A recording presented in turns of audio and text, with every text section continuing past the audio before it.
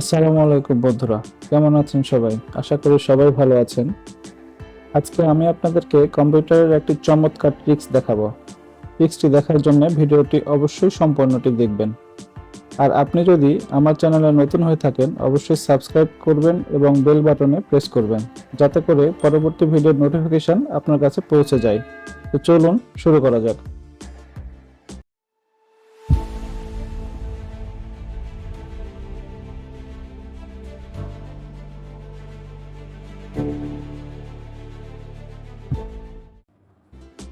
প্রথমে আমি একটি ফোল্ডার ওপেন করব, যেখানে অনেকগুলো ফাইল থাকবে।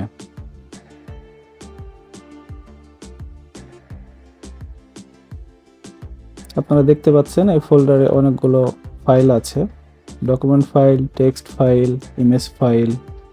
তো আপনাকে যদি বলা হয় এই ফাইলের মধ্যে কি আছে আমাকে দেখান, তাহলে অবশ্যই আপনি ফাইলটা ওপেন করে দেখে আমাকে বলতে পারবেন।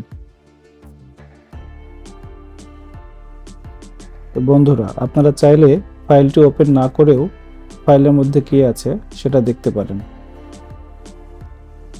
ফাইলের মধ্যে কি আছে সেটা শর্টকাটে দেখার জন্য আমরা কিবোর্ডের অল্টার পি প্রেস করব।